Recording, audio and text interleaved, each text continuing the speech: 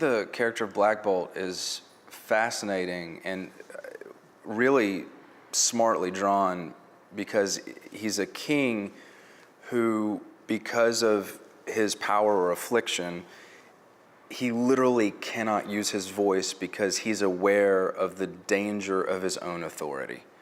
And I think that it's such a smartly drawn character because of that. I think people have an immediate affinity for him. Inhumans are a race of beings that have the genetic marker that when they go through a certain process they call pterogenesis, it allows them to develop a certain ability that is unique only to them.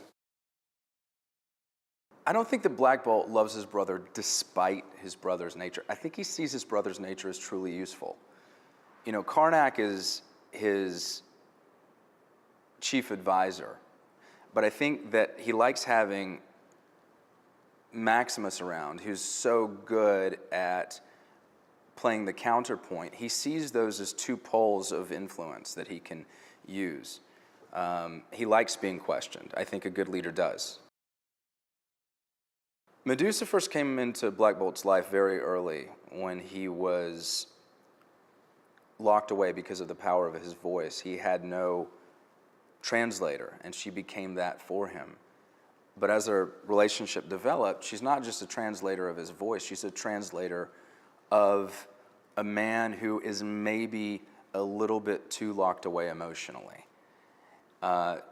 She's phenomenally patient with him, and I think that's what he loves about her.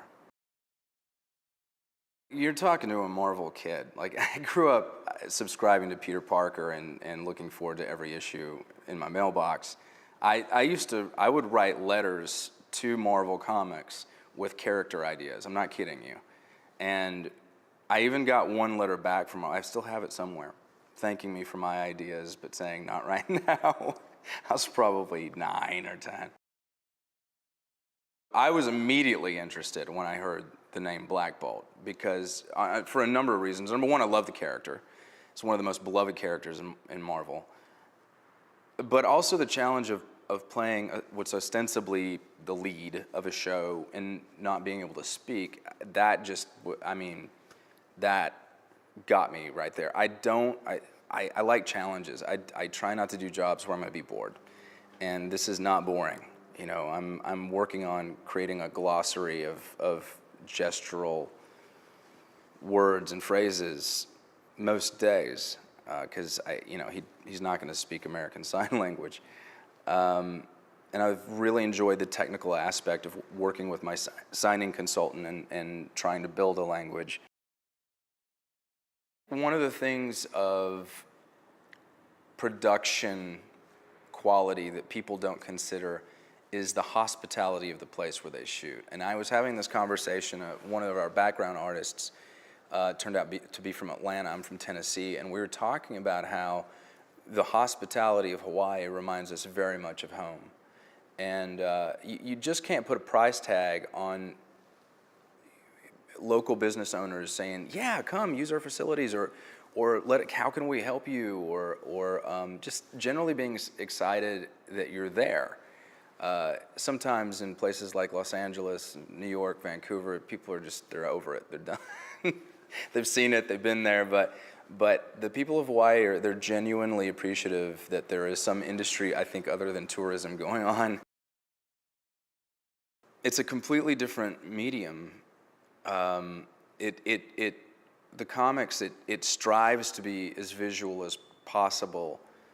But it's, some people would see that as a limitation and really need to see it in live action, but really it demands that the reader bring a certain action between the cells and do it themselves. It's a hotter medium than film and TV, where everything's sort of done for them. Our director Roel was talking about, he's also a music composer, and he likes music because he says it's really the one medium that demands, it brings with it the mood and the way in which the listener encounters the work.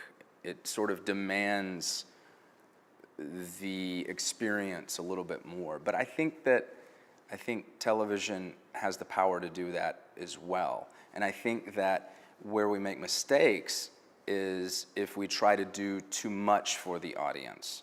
I think we need to allow, just almost connect those dots and trust the audience be able to make the leap themselves sometimes. Just like those cells in the comic books demand an imagination to connect them. The Inhumans are a race of superhumans which originated on Earth and are a result of genetic testing that went on by the Kree many years ago. And they left Earth a long, long time ago and moved to the moon, where they've been residing at this city, Atalan, and they're led by Black Bolt, who is our king. The society is kind of separated into an almost caste system, where at a certain point of their lives, around 15, the Inhumans go through the pterogenesis process, which is kind of their coming of age. It's different as Maximus, who doesn't have a power because his pterogenesis basically turned his Inhuman gene into a human gene and turned him into a human, basically. So in theory, he would have been sent down to the mines, but because he was the brother of the king, it meant he was allowed to stay above and be part of the royal family. He's very sort of charming, but he's very passionate about his politics, and he genuinely wants to change the world, and he wants to help the people who are shoved down in the mines because of their pterogenesis, and he feels for them, and I guess that comes from the fact that he himself has become a lower class citizen because of his own pterogenesis, but he's just fortunate that he was the brother of the king, therefore he didn't end up in the mines. So I think you've got all that conflicting things going on, and how he would very much like to be king, and I think he believes, and he might be right, that he would be a better king than Black Bolt. Never work with children and animals, and large teleporting dogs called Lockjaw. I mean, it's very interesting. He's the real star of the show, let's put it like that. It brings a sort of different lease of life working in Hawaii. It's such a different place to anywhere I've ever been before, the island lifestyle.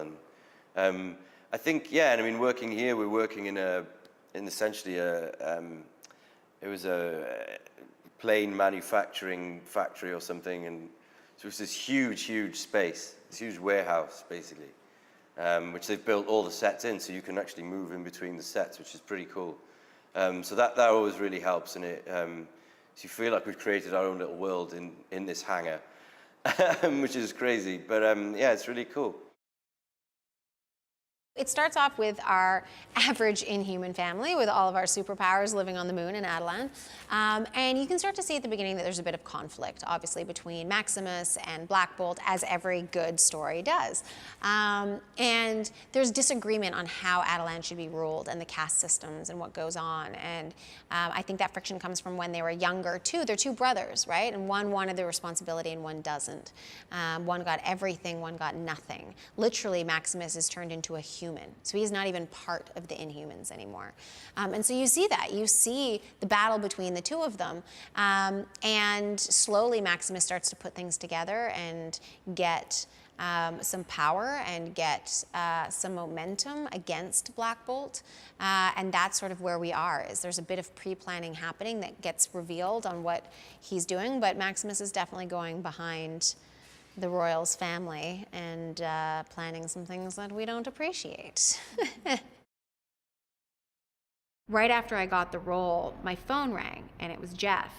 And I'd been crying, because as soon as I got the role, I walked into my house, and I was like, my mom was visiting, because if I got the role, I had to leave the next day. And I walked in and looked at my mom, and I was like, I got it. Like, I got it, and just started crying.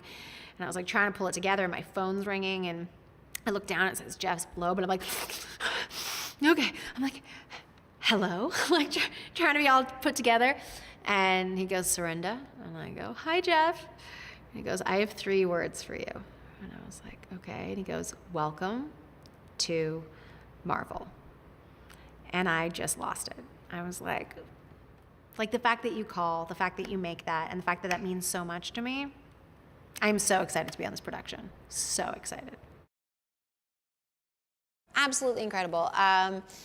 It's not often that you get to work with such visionaries, and Jeff has just been one of the most supportive people I've ever worked with from day one. From before I even had the job, he was on a Skype call with me talking about the character and asking me questions and getting to know me, which isn't usually a process. It's usually, how do we get her to be this? Not who are you and how do we put them together? The audition process or the testing process was him just and I talking on camera, and the support that you feel as an actor was really profound. Like when I got it and they brought me into this room where it has a big Marvel banner and like other Marvel memorabilia and casts and things, and it says Marvel and it said Inhumans, and there was Anson's photograph and my photograph underneath as like cast, and I just started to like tear up. Like the kindness is just incredible, and I was like, you have no idea how much this means to me. And he was like, no, I do. Like I do. And I was like, okay, because it's scary. Like I've said this before, it's scary to say how badly you want something, and I really wanted to be a part of this project. To be a part of this and sitting on this set and seeing like how grandiose everything is, but still grounded, I can't wait. Like I'm kind of like bugging out. I'm fanning out a little bit too. There's a lot of respect there. You know, to me, I would consider him more of like my right-hand man in regards to what he would want. Even though he doesn't speak, he has a lot of presence and command just with his body language and his actions. And as king, I trust him.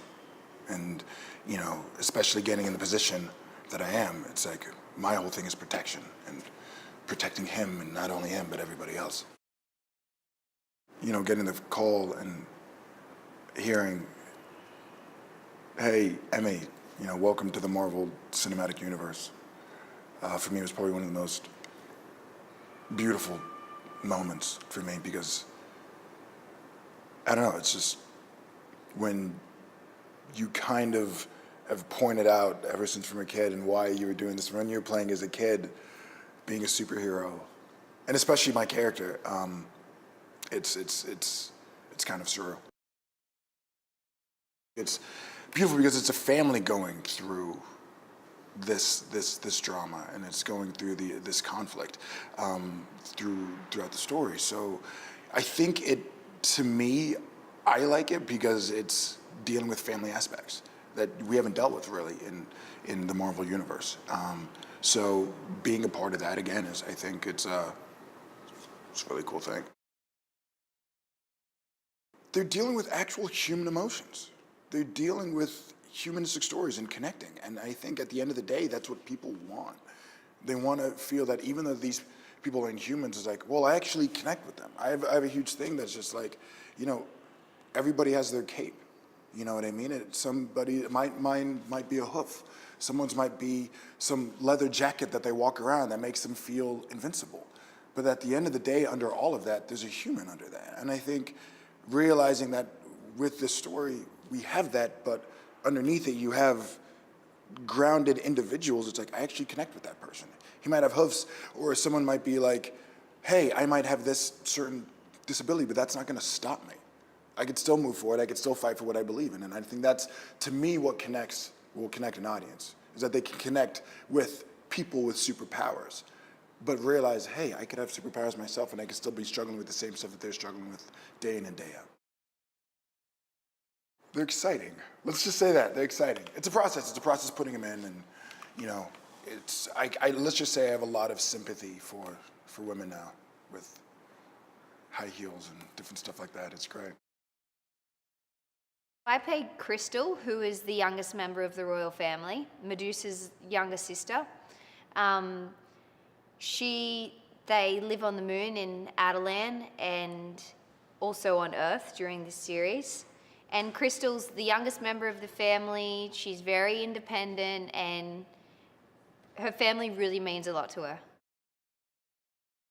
What is really nice about Marvel's Inhumans is that we're all real people with real emotions, and we do have special gifts, but it's very relatable and very realistic. And it gives people something, you know, I love Crystal and the other Marvel characters because, you know, they're aspirational, and it gives the viewers a sense of they're still real people, but they have these unique qualities. Crystal does have a very large dog, and he's a 2,000 pound dog, and it's really fun to work with him, but he is all CGI, so I just like talk to the air a lot. So it's quite fun, and he can transport people. There's so many different storylines, and there's so much exciting stuff going on in each episode that once one finishes, you're ready for the next. So I think the audience is going to love that, and the fans are going to love to see what we've done and to see this on the big screen. I think it's really cool. It's quite special because we do have special powers, and we live in a place that's quite bizarre, like the moon. But we are still just a family, and we are still all connected, and just our way of life is different. There's an ease with Black Bolt and Karnak that I don't see, that maybe doesn't exist anywhere else. There's a trust. Karnak feels at liberty to sometimes speak casually. Sometimes he regrets it quickly afterwards, but there's an ease between them. And that plays into him being, you know, Black Bolt's chief advisor and strategist, and just, you know, trusted member of the royal family. Maximus seems to present problems. He's unhappy. He has certain ideas about what we should do, ideas that are maybe born out of his ambition and not so much for the good of all. There's a superficial change where I look very different than I do. Karnak had a tattoo put on his face when he was a teenager. So I have facial tattoos. I've shaved my eyebrows to accommodate the facial tattoos.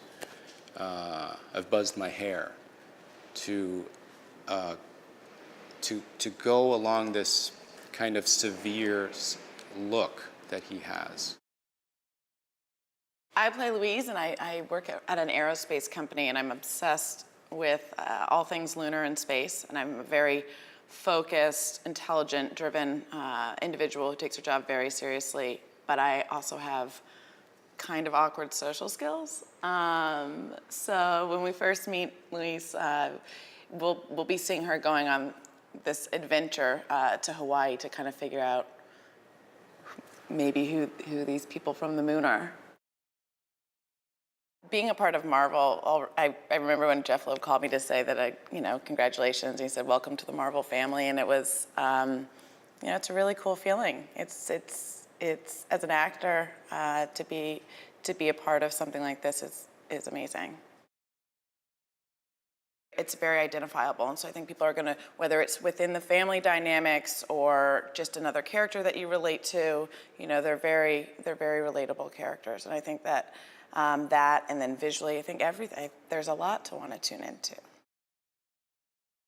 Filming in Hawaii, I think, was really important and crucial. I mean, the landscape here and the geography is just breathtaking and stunning. So it's not something that we could recreate anywhere else. So it was really important, especially with exteriors or aerial shots, having the dramatic landscape on such a visually dramatic show is crucial.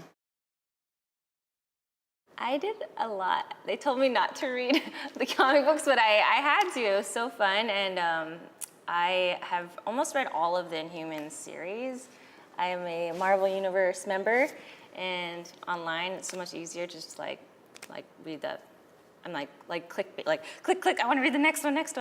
So that's really fun. But right when I booked it, my husband's my #1 fanboy went to the comic book store and bought like all the latest ones with my character on it and already framed them. I'm like, oh my gosh, this is real. Like, it was really cool. It was fun to speak to Scott, and he kind of pulled each of us aside and told us the ins and outs of our character and what other characters shouldn't know about us, and kind of a little bit of mysterious plot points that other people don't need to know at this time. So it's fun. It's fun to have like that mystery, and I know things that other characters and actors don't know. So I love that they keep things mysterious like that for us. It's really funny working with Lockjaw because he's huge. Like, I have a small Jack Russell Terrier, so this is just like a 2,000-pound dog. And, we use a blue screen stuffy, we call him. But it's great, he doesn't shed, he doesn't poop. It's pretty easy to work with. The sets are like one of my favorite parts of the show too. When I saw the quiet room, I was blown away. Like, when I read the script, it says the quiet room, and I'm like thinking of like a little closet, but thank God I'm not the set designer, because their vision is out of this world, and it really transports you to the moon and Adelan and everywhere. The Inhuman royal family is kind of like the British royal family. Everybody's got their role, and for me, Triton, I'm Black Bolt's most trusted. I'm the guy he'll send on secret missions, so I'm kind of like the super spy. And I'm willing to do anything for my family members. I'm super loyal to Black Bolt, and I'd like to think I'm really cool under pressure, and I can handle anything that's given to me. I think Triton had the most drastic visual change in terms of aesthetic that out of the whole royal family. So I think that kind of brings a uniqueness to Triton, the fact that he looks the least human out of the Inhuman family, and the fact that I live underwater, or I have the ability to live underwater, but I'm on the moon. I kind of literally am a fish out of water in Adelan. We operate like any family does. Obviously, there's definitely some feuds. Thanksgivings are very, very awkward sometimes. Obviously, we've got our own family tree, so we're all related. We all look different. It's very much like what America looks like today. When you come to set as an actor, we all have great relationships already. We're already like a family, but Emmy and I, we were the first ones to kind of get to know each other. So I have a cool bond with him, and I've always wanted to work with Ken Leung, so it's a dream come true to work with such talented people. Lockjaw, I think he's one of like the most beloved pets in all of the Marvel universe, and he's playful, he's huge, and he likes to sit on my lap. And good thing I have superhuman strength, so I can pick him back up. As an actor, you dream of getting certain things and having a trajectory for your career, and for me to play a Marvel superhero is literally a dream come true, and it's been such a great experience. And reading the script, it's just like, as a fan, you're like, what happens next? But then as an actor, it's like, well, what do I have to start preparing for? So mixing those two is super cool. It's super gratifying to just see how the show is going to come out. We focus on a family who happens to live on the dark side of the moon. These are our Inhumans. A coup ensues. Our family are forced to flee to Earth. They're refugees on this very alien planet. And on top of that, they are all separated. They cannot, their first task is to try to find each other. But in the course of this season, they will come to learn and understand things from Earth culture that will greatly inform their beliefs up in Adelan.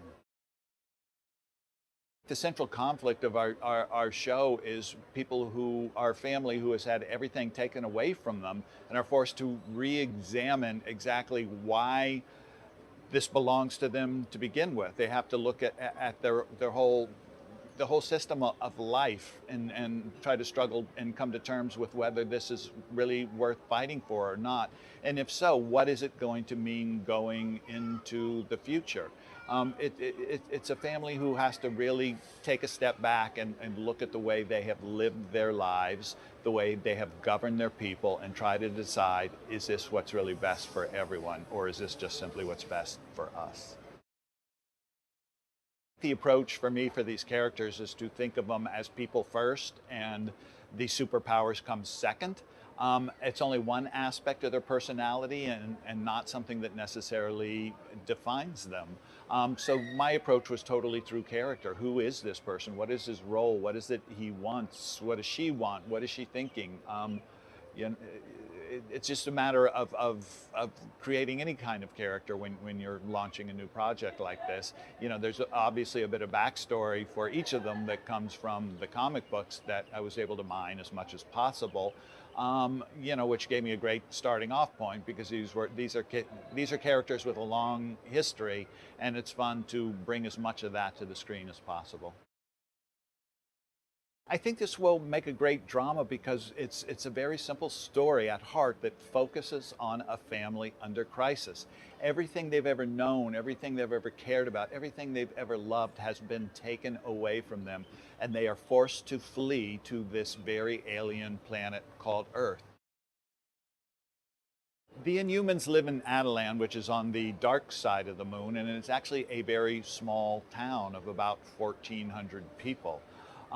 In order to stay hidden from Earth people, they have built sort of an invisible cloaking dome that covers the city, and which means they have no room to expand, no room to go up, no room to go to the side, so they have no other option but to go down deeper and deeper into the moon. And it's a place that's becoming increasingly crowded and difficult to live in. But for many, for Black Bolt, it's paradise. For others, not necessarily so. There is a royal family that has existed for a great deal of time. There's a schism within that family, and because of that, there is a royal coup. The family then goes on the run, in exile, mostly to protect their own people and to protect themselves. They're separated. They happen to have landed on this beautiful island of Hawaii, specifically on Oahu. But the journey is for them to be able to get back together again and then decide what they're going to do about whether or not they can retake their homeland. And once they do, what happens to the people and what happens to the culture that they've been living in. Marvel Television has been involved in a lot of huge adventures, stories that I think have touched people, which is really what's important to us. It isn't just, as we like to say, the biff bam boom of it all.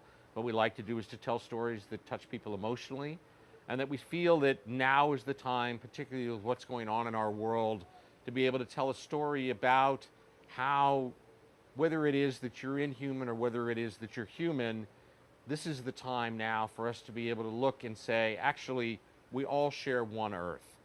And if that's what we're going to be able to do, we're going to have to figure out a way to communicate with each other. We think that this is a story that touches each of us personally, because at the end of the day, this is the first time that Marvel's done a family show. This is a story, they may be royals, they may be living in a different world than all of us live in, meaning they're the king and the queen, but what we're going to find out is that being the king and the queen is not so different than all of us that just have regular day-to-day jobs. That the relationship between the sisters is something which is rife with conflict, but also at the same time great love. The cousins that are in the family are not necessarily always welcome in every conversation. And in its heart, the conflict between the two brothers, one who believes strongly in being able to protect the family, and one who believes that they need to move forward into the future, we think is something that people, it doesn't matter who you are in life, can empathize with, can see something of themselves in there. And so we're hoping that they're going to get caught up in the drama, because what they do is they look at it and go, this is what's happening in my family. This is what's happening with my dad. This is what's happening with my sister. And so being able to come into that story and know that it's not just a story of a people that have powers and abilities who are then lost on an island and hopefully being able to get back. What they're going to be able to do is actually empathize with those people and feel like, what would I do in that situation, and get caught up in that way. We have a very special relationship with our friends at ABC. We were lucky enough to have our first Marvel television series, Marvel's Agents of S.H.I.E.L.D., on ABC. They're terrific partners. They understand what our content's about. Their marketing, they're getting behind the show. And to be perfectly honest, when we came to them with this idea of being in IMAX and being in Marvel and being in ABC, that's about all we needed to say. They were on board, and we hope that you're going to be on board this fall, 2017, on ABC. Basically, we're going to see a little bit about the Inhumans, how they live in their city, on their secret place, and how the intrigues and the problems start in this town. And we see how different characters are thinking differently about what they should do with the Inhumans population and what they should do with Inhumans that are discovered on Earth. And there is this big struggle, there's this big coup, and that makes some of our human characters to disappear and to transform to Earth. And there they have to figure out a way to live and interact with humans to come back to the Inhumans Adelan world. So it's a discovery for these characters to discover Earth and to discover the normal world, and for us as humans to discover the Marvel Inhuman species. So it's a very emotional journey with some very strong characters, and it's a fascinating story. As a comic book lover, you know about the Inhumans character. They appear in comic books for the years now, and you know about the Kree and about all the history. And I'm not a really big buzz because I did not write it, but I was really intrigued by it. So when I came to this project, I also felt a responsibility to make it right, to make it fit in the real historical context of the Marvel universe. The Marvel franchise is one of the strongest franchises, I think, in the world. You know, I love the movies, I love the characters, I'm a big comic book lover. So when I heard that they are putting this legendary story of the Inhumans on a screen, I was like very excited. I never could imagine that I would be chosen to direct it for them. The biggest star of the Marvel Inhumans franchise is going to be Lockjaw. You know, he's like a dog that acts as a dog. He's a real dog, but he's massive. You know, he's as big as a car. And from the first day on, when I saw the comic books and that we know we want to put this character in our series, I really fought for the best house that could do the CG work for it, because it would be a full CG character. But then we call him Stuffy, we created this blue dog cut out of foam, and we put it on the set every day when we do these scenes, so everybody can see how high it is, how big it is. We move it around the set so all the actors and all the camera operators know where to frame. And then when I see the test coming from the CG house, it's going to be amazing. It's going to be amazing. Hawaii is a beautiful location to shoot. You know, anywhere you watch, you have the jungles, you have the beaches, the oceans, you have the city, and we are using every inch of it. You know, I remember the day that we went to the jungle and that we were with Triton and with all the other characters in this jungle, and you feel the jungle, you smell the jungle, because it's a real thing. And then another day you're on the beach with surfers on the ocean. You look down in the water and you see the fish swimming above the coral. It's an amazing experience, and I really loved shooting here.